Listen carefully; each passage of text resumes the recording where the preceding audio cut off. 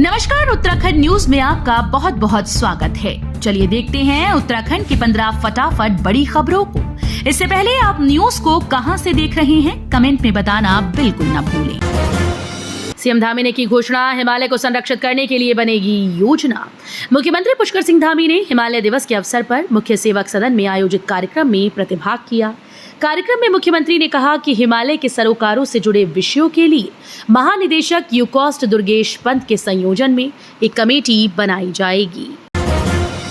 उत्तराखंड की धामी सरकार की नई पहल, होम स्टे के लिए 60,000 रुपए प्रति कमरे का देगी अनुदान।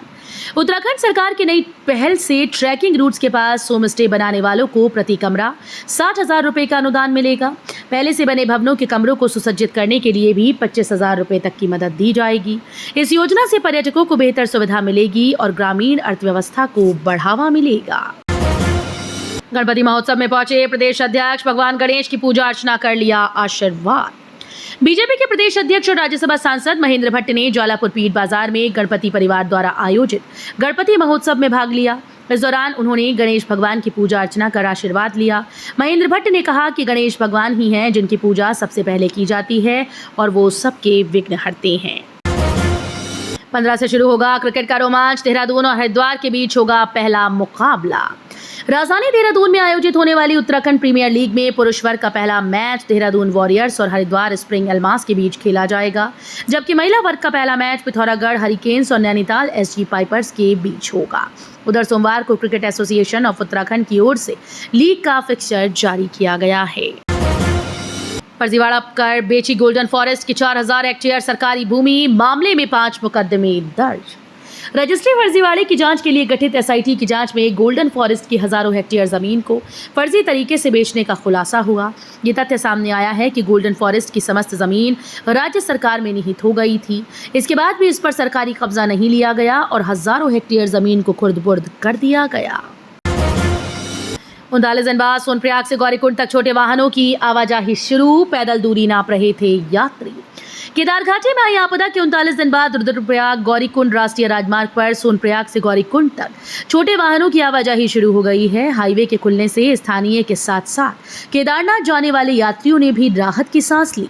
बीते 31 जुलाई को आई आपदा से हाईवे जगह जगह से क्षतिग्रस्त हो गया था। अनुसूचित जाति के दर्जे को लेकर लामबंद हुआ बांग्ला समाज, 20 सितंबर को होगी महापंचायत। अनुसूचित जाति की मांग को लेकर आगामी 20 सितंबर को विभिन्न क्षेत्रों से बांग्ला समाज के लोग रुद्रपुर पहुंचे। यहां गांधी पार्क में बड़ी जनसभा होगी। उत्तराखंड के साथ ही उत्तर प्रदेश के विभिन्न क्षेत्रों से लगभग 2 लाख लोग महापंचायत में शिरकत करेंगे। यातायात व्यवस्था को सुधारने के लिए गृह सचिव की बैठक, सरकार उठाने जा रही है ये कदम। सचिव गृह शैलेश बगोली ने देहरादून समेत अन्य बड़े शहरों में यातायात को लेकर पुलिस और परिवहन विभाग सहित अन्य संबंधित एजेंसीज के साथ बैठक की है। इस दौरान सचिव गृह ने अधिकारियों को यातायात समस्या के निराकरण के लिए जल्द अल्पावधि और दीर्घावधि योजनाएं तैयार करने के निर्देश दिए।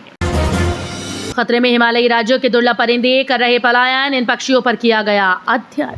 हिमालयी राज्यों में बढ़ रहे मानवीय दखल और जलवायु परिवर्तन के कारण अब यहाँ के दुर्लभ परिंदों का अस्तित्व भी खतरे में है।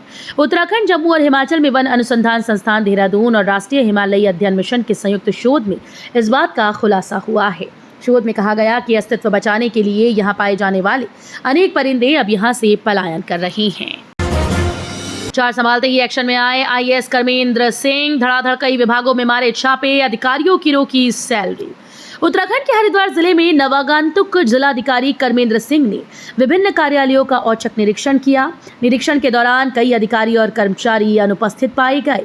जिलाधिकारी ने अनुपस्थित अधिकारियों और कर्मचारियों का वेतन रोकने और स्पष्टीकरण देने के निर्देश दिए। जिलाधिकारी ने स्पष्ट निर्देश दिए, उनकी अनुमति के बिना कोई भी अधिकारी मुख्यालय नहीं छोड़ेगा। तपोवन में बनाई गई वायर क्रेट की सुरक्षा दीवार 21 दिन में धसी, रिसाव से आया पानी और मलबा।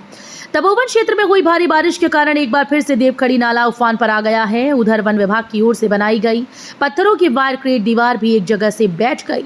इस कारण नाले से हुए पानी के रिसाव के कारण कृष्णा विहार, गायत्री नगर क्षेत्र की सड़कों में दोबारा से मलबा भर गया है।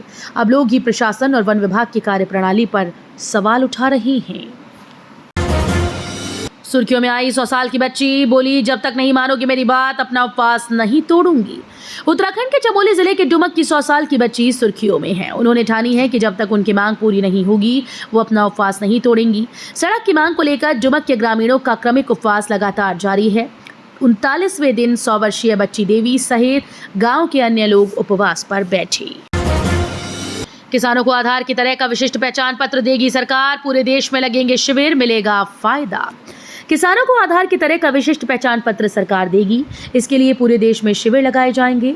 इस पहचान पत्र के जरिए किसानों को आसानी से सरकारी स्कीम का लाभ दिया जाएगा। साथ ही बार बार सत्यापन कराने की जरूरत भी नहीं होगी। इस बात की जानकारी देते हुए कृषि सचिव देवेश चतुर्वेदी ने सोमवार को कहा कि कृषि क्षेत्र को डिजिटल बनाने की दिशा में एक बड़ा कदम उठाते हुए सरकार जल्द ही देश भर के किसानों का पंजीकरण शुरू करेगी। एमपॉक्स पर केंद्र ने जारी किया कोरोना जैसा अलर्ट, एयरपोर्ट पर निगरानी, आइसोलेशन व कॉन्ट्रैक्ट ट्रेसिंग की सलाह।